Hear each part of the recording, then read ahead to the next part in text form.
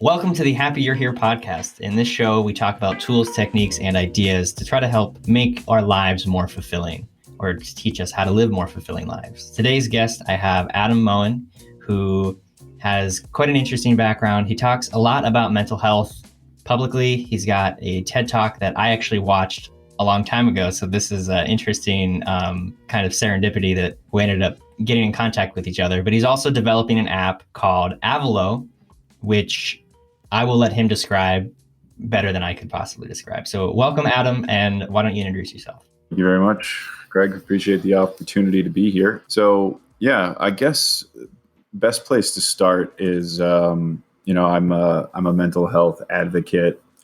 I went through a really challenging period, my early 20s, that kind of sparked my interest in mental health and kind of innovation in the space because there's so much stigma.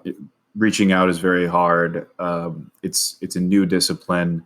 And so I'm very passionate about creating better ways for individuals to find mental health support, both peer and professionally. And that's what Avalo is. Avalo is an anonymous messaging app for peer and professional support. So you can go on and basically say what's going on in your life, and real people will respond to you and hopefully provide you with some that feeling of sort of somebody's there for you.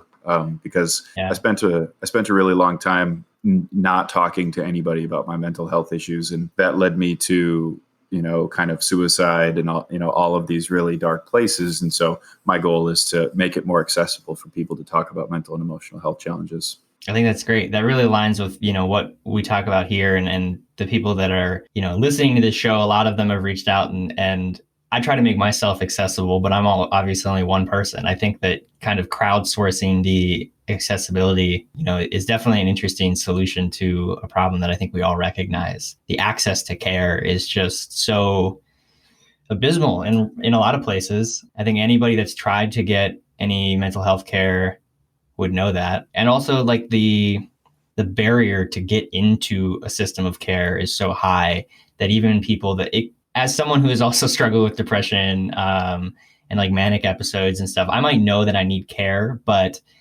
the going from I need help to getting help is such a huge area of a gap. And also with the traditional healthcare method where you have to like schedule an appointment. And I mean, assuming you're not in an emergency situation where you go to the emergency room, like you schedule an appointment, you might have to wait weeks before you meet with somebody. Then they do like this really cut and dry, like introductory meeting where they assess you and all this stuff, just ask you all these like blank fill in the form questions. It might be a month or even a month and a half, 2 months before you actually start talking to somebody. And for me, like anytime I've had a flare up of an issue, I need to talk to someone like then, maybe, that day within the next couple of days. A month and a half goes by, I might be fine right then, Totally. I mean, you touched on so many issues with the mental health system. The first of which I will talk about that barrier because particularly as men, young men, there's a lot of talk about the man box and what it means to be a strong person or whatever. And I understand that there's a whole men and masculinity science out there where they're trying to uncover what that's all about. But bottom line is men don't talk about emotions or reach out for help as much as their female counterparts. So, and I really experienced that, the amount of time that it took me to reach out for help when I was really struggling was years.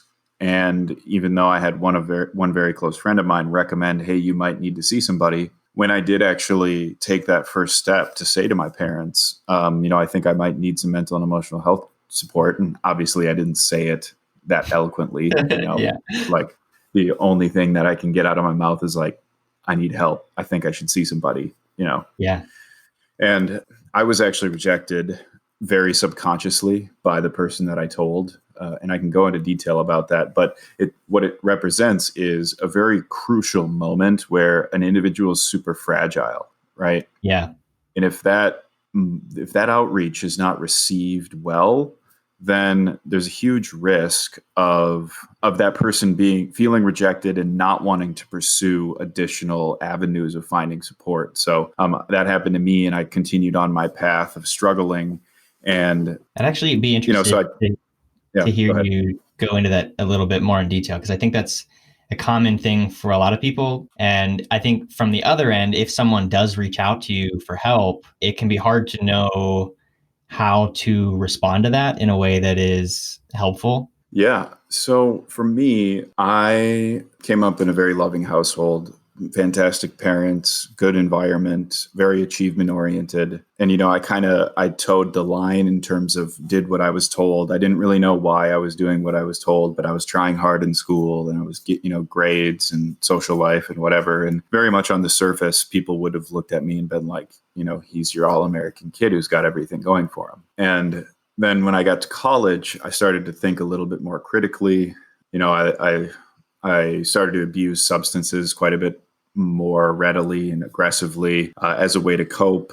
I was challenging with my direction in life. I was challenged with my direction in life. I wasn't sure where I was going. And it all kind of snowballed. And my experience with depression was kind of like a slow slip down this path, that there was never really a moment where I was like, oh, I'm depressed now. It was more like, all of a sudden, the majority of my day feels bad. And now more of my day feels bad. And each successive day, a little bit more of my day feels bad. So somebody close to me saw this on me. And she said, hey, I think you should just see a therapist. It might help you out. And I was pretty beaten down and pretty lonely and feeling really sad. So I did. I went to my parents and I said, I think I might need to see somebody. And my father, who's, an amazing human being, I have the utmost respect for what he's been able to accomplish in his life. He said, Adam, we love you. You're such a great kid. We'll definitely get you a therapist. You're probably going through a phase, but we'll definitely get you the help you need. So what do I hear? You're going through a phase. Yeah. And so I kind of continued down my path of destruction, and it ended up getting quite a bit worse. And there was another punctual moment where they realized, like, okay, you actually really do need some help. You can't do this on your own. And years later, I would have a conversation with my dad where we would talk about that. And he felt so bad because the reason that he said you're probably going through a phase thing, and the reason he was struggling with me talking about my mental and emotional health was because he was internalizing it and thinking that it reflected upon him as being not a good enough father for me. Yeah. I hear that a lot with people that are close to me and people that talk about, especially in relation to their parents, and it's hard not to, as a parent, take it personally, right? As if like I failed as a parent. And I think it's important for parents to know that it's not a failure in your parenting. Like basically most people at some point are going to go through some kind of develop some kind of mental health issue, especially in the modern way that our society is formed. And it has nothing to do with whether you were a good parent or not. That's exactly it. Yeah. I mean, the statistic is half of Americans throughout some point in their life will go through an adverse mental health condition or a diagnosable condition. For young people, it's as high as 1 in 4. So, that'd be absurd to say that half of the parents in the United States are, horrible people or whatever. And he came to terms with that, and he realized that, and he was like, I learned a lot through that experience, because that just because you needed somebody else to talk to didn't mean I was a bad dad. Right. And he's come to terms with that. And so, we have a much more open relationship now. And I'm obviously grateful that I got mental health help, but that just points to the kind of the sensitivity at which the asking for help occurs. It's really a crucial time. And your second question was, what do you do in that instance? Yeah. Or if you're a mental health professional, you've got the training to know what to do in that situation. Yeah. If you're not a mental health professional, it's okay to not be a mental health professional. It's okay to say, thank you so much for telling me. I really value you as a human being. I mean, I want to support you. I want to help you. So let's invite somebody who has the appropriate skill set into the discussion. I mean, triage, because too often we expect ourselves to have the answers to somebody says, oh, I'm struggling with depression. Our first reaction is, oh, well, let me help you fix that. Which is good. It's a good impulse that probably means you're caring. And a lot of people who listen to this podcast probably have that empathetic sort of understanding. And I think it's really important as advocates that we understand where our boundaries are and when it's appropriate to provide support and listen. And when it becomes something where it's like, okay, I've been a good friend, and this is continuing to belabor beyond the point where it's helpful for both you and I. Let's invite somebody else. I'm going to go with you to the school counselor. We're going to walk to our favorite teachers. We're going to look at mental health professionals in the area. We're going to call the Warm Line. Something like that. You can kind of walk beside somebody. I find that to be the most effective. Yeah, I took a suicide gatekeeper certification, and that was one of the big things that they drive home is, obviously it's not your job, or like you really shouldn't try to solve that for somebody if you're not a trained professional. Your job in that moment, regardless of how severe it is, whether it's just, an ongoing low level thing that you think someone could use help with, or it's like an emergency, it's important to, like, the best thing that you can do is definitely hold their hand and help them get that help. Because otherwise there's so many opportunities for them to, say they're going to go get help and then not. And again, it's not really your responsibility to do that for somebody. But if you're, I know that, like you said, a lot of listeners here, myself included, like want to do that for somebody if we can. Right. And it's difficult now. I've had circumstances where I've had somebody that really does need that help for various reasons. And, they agree to see a therapist. I've helped them get through that first step of making contact with the therapist. And for one reason or another, it doesn't work out, whether their health insurance doesn't cover it, or I've had a friend of mine literally get rejected by a therapist office because they had substance abuse issues. And they're like, we just don't do that. They didn't tell them where to go instead. They just said, we don't work with people that have substance abuse issues. So there's so many gaps. And I found it useful to continue to follow up. Like that's something that you can be very useful in doing is if you help someone reach out to help, or you suggest that they do, it's not necessarily your responsibility to be there the whole entire time, but following up in a couple of weeks and asking how it went. Because it can be very, very discouraging to try to go through that and then be rejected or be turned away, or just for more barriers to be put in your path. And it can help to then turn around and have someone say, like, I know it's tough and it's messed up that this is the way the system is, but let me help you again, let's try again in this other way. Yeah. You're making me think of a story. I used to lead a peer support group every Tuesday night through the National Alliance of Mental Illness.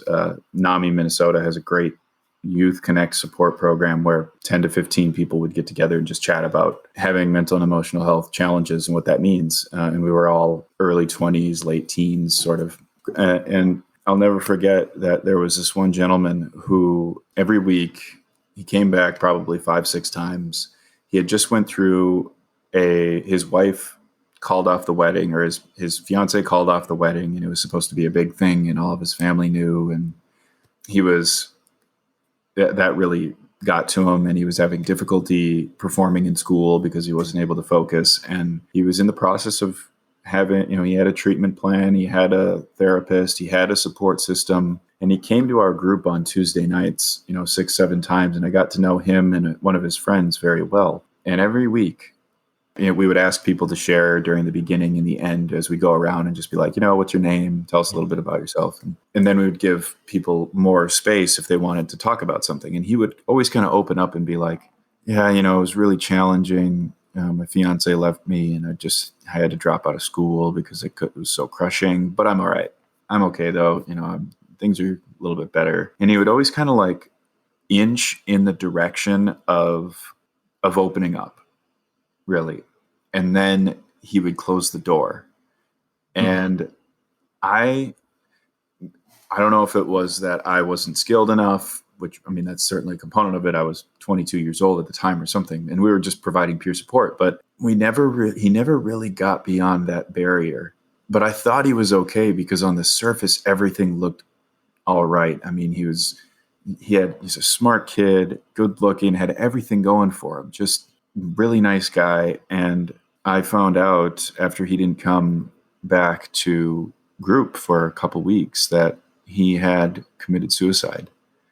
And that was the only person that I ever knew in that group who ever committed suicide. And I look back on that moment and all of my interactions with him, and I just I'm sad, but I was so helpless in doing what I could do. There was nothing else that I could have done. I didn't know what else I could have done. If I could have said that there was something else I could have done, maybe I would live more with more regret. Obviously there's remorse because we lost an amazing human being. But and you know, that, like, what I took out of that is, like, you can only do too much, so much. And two, Mhm. it's so critical to have the right people around you so that an individual feels comfortable enough to really go there, right? Right. To really open up and pour out their heart and say, this is what I'm carrying around. And it's just not something that we really like have designed these types of conversations or spaces into our everyday life. So it's understandable that, you know, people are going around with this heaviness in their heart, because it's hard to find communities that really are open and receptive to receiving the not amazing parts about us. Yeah. Yeah. I think there's so much too where I hear a lot of cases similar to that, or have personal experience with it, where people think that they have to get better, they have to continue to say, like, I'm okay, I'm going to be okay, I'm fine, I will be fine. And they continue to bury the really hard things that they're going through. And I don't know the right balance of that, or the right solution, because you can also go in the opposite direction where you're just, everything's bad all the time. And you definitely have to break that thought pattern. But it's important to, like you said, create these spaces where people can express the hard things that they're going through. And because we all experience it at varying levels, and, like, we definitely need community to heal those wounds.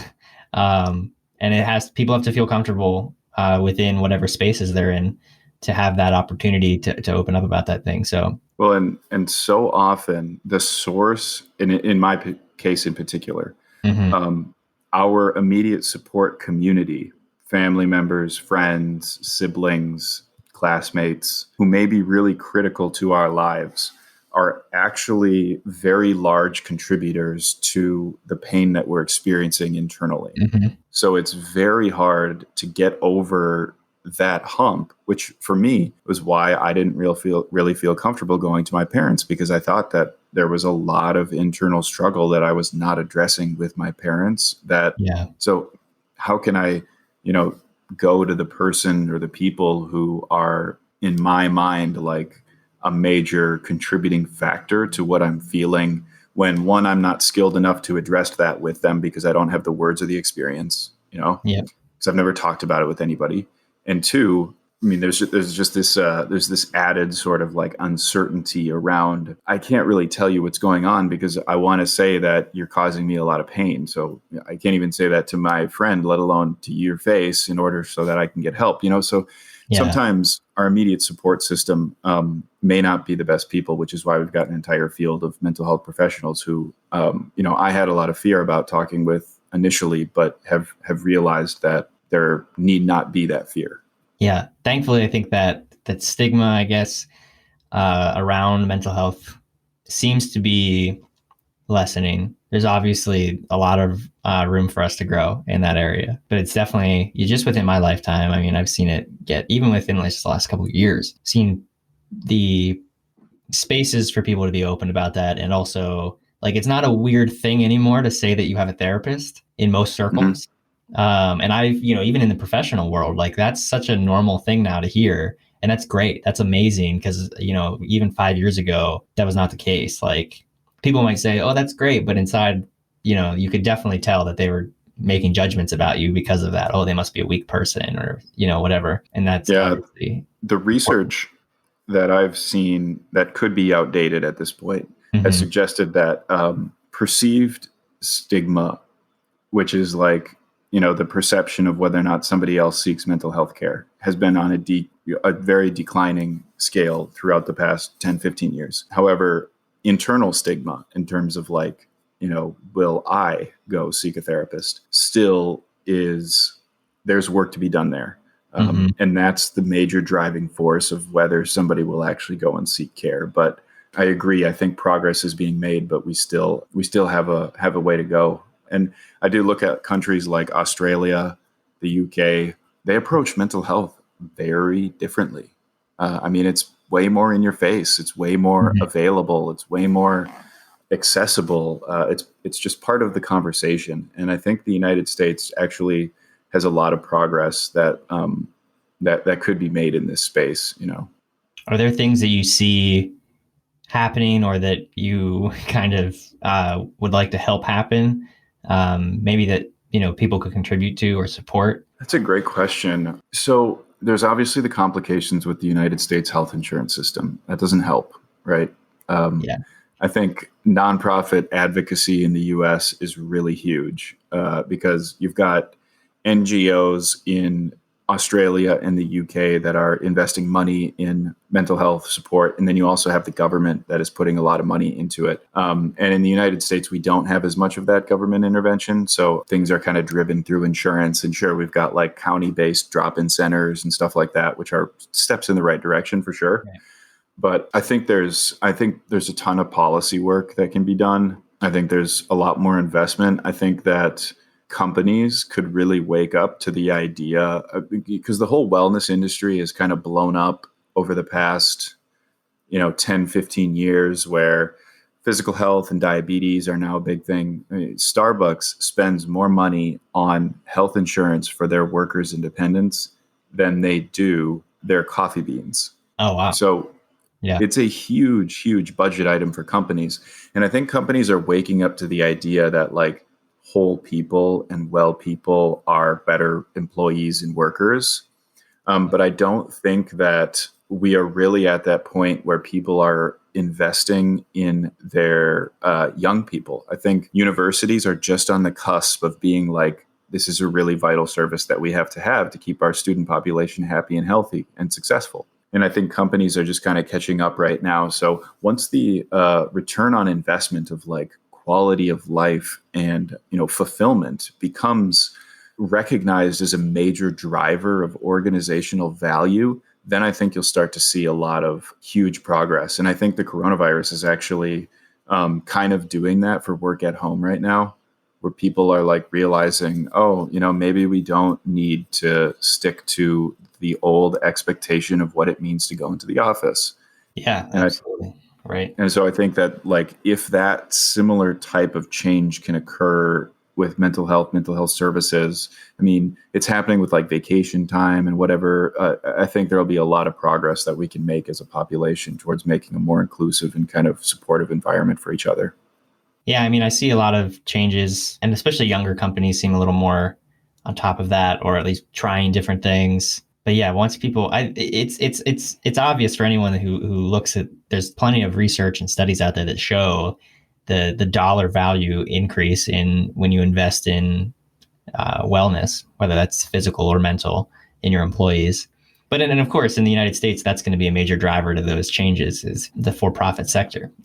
When that it's really embraced as part of that whole ecosystem, that's when changes will really push forward faster here. Mm-hmm. What do you see as Avalo's place in all of that? Like, what is kind of you kind of touched on it a little bit, but what are your hopes for it as far as where that can fit in? Yeah. So when I was in that time period where I was struggling with depression, I had made that switch from 80% of my day is positive and 20% of my day is negative. And I was, sliding over towards 49% of my day is positive and 51% is negative. And then all of a sudden I'm at 80% of my day is negative and only 20% is positive. As I'm like sliding along this continuum, I'm still not really like reaching out for any support. I don't know what to do. I don't have the language. I had that moment where I asked my parents and, felt rejected. And then I continued to go along suffering. And what I hope Avalo can be is that low risk place that somebody can go when either one, they've never talked to anybody about what's going on in their lives and they just need to I need to talk to somebody about this. They Right. can go to Avalo and that can be that place. Or two, they may have a support system. They may have a mental health practitioner on their team, but they may need some more episodic support, or they may need, something between sessions, or they may need a change of therapist, or they may need to, just get something off their chest because maybe they've been talking about it with their boyfriend or girlfriend too much and it's straining their relationship. Avalo can be that place that you find supportive peers in a totally risk-free, anonymous way. And so it's just like it's an additional support system for individuals to just kind of go to. And we want it to be the first place people turn to. We have anonymous peers that can interact with you on the platform. And then we also have mental health professionals. So really, the next phase of our application is to get into predictive analytics, essentially, and natural language processing, and look at the types of conversations that people are having on the platform and start to make some inferences about, well, who might you have a very good conversation with, and can we point you in their direction? Because finding a therapist is really hard. I mean, finding a therapist, you got basically 4 options right now. Go on Google, search therapist near me, go to Psychology Today, word of mouth, or look in your insurance provider. And it's really hard to know how you're going to gel and mesh with this individual who you may be seeking mental health support from. So what we're trying to do with Avalo is give you the option to look into this therapist's kind of way that they interact with people and make an informed decision about whether or not you want to perhaps, reach out to them for an introductory consultation or something. So all of this can happen on this anonymous platform because we've got mental health professionals who have identified profiles and then anonymous peers. So it's supposed to be kind of like a marketplace to share information about mental and emotional health. That's really cool. That's that's an additional barrier that anyone who's ever tried to find help or anyone who has been seeing a therapist for a long time or multiple therapists knows that match between you and your therapist is really, really important. Most people, I don't know, there's probably numbers out there about how many therapists someone generally sees before they settle on one. But I would estimate it to be 2 or 3 before you find someone that really, and that's a big thing too, is when someone gets help and the first therapist is not someone that maybe is going to be a good fit for them, then they have a tendency to, if they don't know that that's just part of the process, they might give up, oh, I tried therapy, didn't work. And you see that even on the telehealth care, whatever you want to call those teletherapy apps, they try to make it really easy to switch therapists. And I think that's a step in the right direction, certainly. But even then, that's still being able to predict that would be really fascinating to be able to develop, to be able to match, have a kind of a match score or whatever, however that ends up looking. I don't think there's any solution like that, Yeah, we haven't seen anything like that in the marketplace. There's a lot of assessments that match you with people who might be similar to you in either the facility or the organization or your service area, which I think are a step in the right direction. Yeah. But we would like to get a little bit more sophisticated in the way that we make those recommendations. So that's what we're working on right now. And that's what we're really excited about, is trying to really increase the chances that the first time somebody reaches out, they are met with that person who's like a good fit, either a peer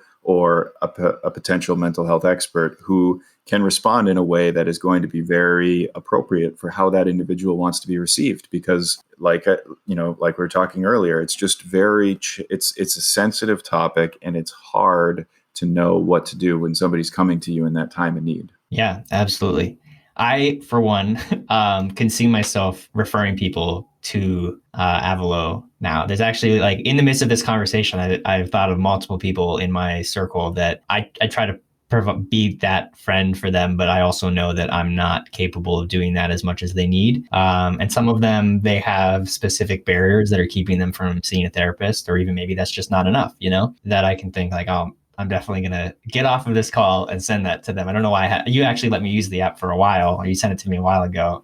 And I've found it to be very interesting because there's a lot of places where I feel like people have tried to use those places as this solution. We talked a little bit before we started the call about Twitter and Reddit and Yik Yak, But they're just not, those spaces are not created for that purpose. So there's a lot of negative interactions that can happen that can make things worse. And I think that's a question that I get asked a lot when I've started referring people is, how are you separating yourself or like policing that so that those conversations are a little safer within the context of the app?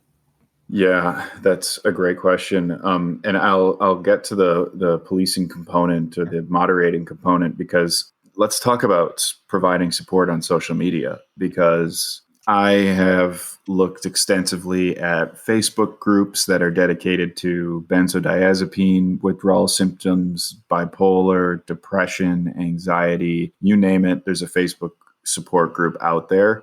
And they're a really interesting phenomena in and of itself. I think they're very healthy for the people that are there, in the sense that they're providing some sort of human connection, some conversation, and some empathy around the issue. Yeah. So I like that. I like that there's a community, that a place that people can go to. Those Facebook groups tend to be a little bit more supportive than, say, Twitter, or like Yik Yak was the earliest one, which Twitter, you can get a lot of trolls trying to get a laugh or something. In Yik Yak, you had people who were just downright mean. And for those of you who didn't know Yik Yak was an anonymous messaging platform that got banned by most schools. It was, and they raised like $21 million and supposed to be the next big thing, and were shut down. And that was actually some of the early inspiration for Avalo, which was, I want to create a social media environment that is really designed around being troll and stigma free. So you can go to it and not feel at risk for somebody making a fool of you. And because, I mean, the cyberbullying, when you throw in what young people are going through in terms of cyberbullying, and then, real reaching out for support, it's just a super convoluted environment in terms of like, the system is not designed for that. The system is a social environment, so that's what we've done with Avalo, is tried to make it that social media place where it is okay to go for support. It is okay to go with your problems. And the self-policing component, we've got all of the necessary blocking features and hiding content and flagging content. We've got content reviewers who will investigate that flagged content and make judgment calls about if it's offensive and remove it from the site. But the other thing we do is, it's all group sort of publicly available information. So if you write a post, everybody on the application has the ability to see that post, and everybody has the ability to respond. But if you respond, it's going to be available in a threaded conversation. So other people in the app will be able to review what you're saying. And we found that self-policing component to be very, very powerful, because people will say meaner things when they're in a one-to-one chat than they will if there are other onlookers. So that's been helpful. Yeah, you made a lot of good points there. I think that's, the comparison to those Facebook groups things is interesting, because you still have the same issue. I know I'm in a couple sobriety groups, and they are very helpful. And it can be helpful to provide that help for that specific thing to other people that are new to it, but you still have a lot of trolls. Once those groups get too big, Facebook is not set up for that serious level of discussion. Oh, and it's overwhelming. Yeah. It's so overwhelming. And my challenge with those Facebook groups or the social media support is, what is the activation to the next step, right? Like, right. Okay, we've provided that support. You're done with talking about whatever your issue is. We have some sort of a resolution. That's a huge opportunity to then put somebody in the correct trajectory in terms of what to do next. And that's what I don't see in any of those social media environments, is like, okay, now here's your path forward. I wanted Avalo to do that in a sense of where, you've got the connection to the mental health professionals right there. Right. We want to make it very easy for people to then be like, okay, let's level up and let's be actionable, because my gripe with those social media platforms is so often they're not like imparting action upon the people or inspiring action to make sustained change. Episodic, periodic support is extremely valuable, but at a certain point, you're just going to keep doing the same thing all of the time. And that's not what we're about. We want people to be like, what is the change that you're going to make in your life today? And how can we facilitate that? Yeah, I think that's great. I'm excited to see, I really enjoy just being in that space on your app, just because there's a lot of really good interactions going on in there. And I just see the potential of it. I would be interested, how could someone like me that sees the value of the app, how can I help? Are there do you need more help reaching more mental health professionals? Do you need just more users on the app? Like, is there a specific kind of person that you think this would be particularly helpful at this point, at the current stage of what's developed within it? Obviously, there's plenty of things that you want to do with it, but. Yep. I mean, certainly follow us on the socials at Avalo app. And that's Avalo. There will be Avalo app. Yeah, cool. Yeah. And down below for those that don't know. Yeah. And download the link or download the apps. Send it to your friends if you know a person who might be, needing that extra support. We have found a lot of users in the teenage, early 20s and 30s are super adept at like picking it up. And we find that some of our older users provide a really interesting like intergenerational dynamic in terms of conversation with not only somebody who may be, in their teens who's struggling with a breakup versus somebody who, maybe is going through a divorce. And I think having kind of both folks on the platform is really, really, really, really awesome. We have certainly had more younger users on the app just because there's kind of more younger users overall. And then the people who tend to provide support tend to be a little bit on the older side. You've got mental health professionals or peers who are, a little bit older. So it's kind of all over the board in terms of who our users are. But the one thing that we always want to hold constant is that, troll and stigma free, non-judgmental support. And that's really at the core. So that's really what the app is all about. Share it, check it out. Hopefully we can start to redefine the way that people reach out for help online by, really getting them to the right place earlier. That's kind of our whole goal. I'm excited about it. I am interested to see, what continues to happen for it. I think, I'm very positive about the outlook for mental health within our world. There's a lot of work to be done, but there's so many smart people working on it. So, and you're one of those people. There certainly Thank is. you. Thank you very much. Yeah, I appreciate it. All right. Is there anything else you'd like to leave people with before we end off? No, Craig, thanks for the opportunity. I really appreciate it. Download Avalo, check out our landing page at avalo.app.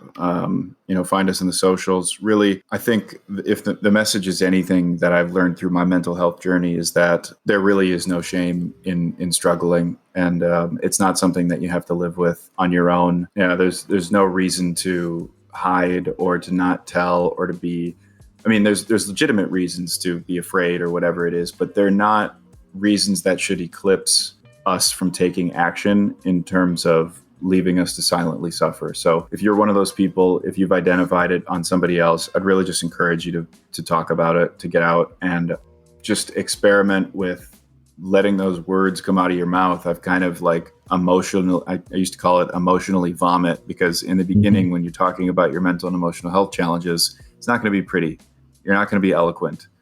It's not going to be gorgeous, and that's totally okay. So, it's not pretty when a baby starts to walk. So, right. So that would be my thing, is just like, let's all just create a more safe environment for ourselves and others to talk about really what's going on in our lives. Awesome. Thank you so much. Thank you for doing the work that you're doing, and thank you for coming on the show. Thank you.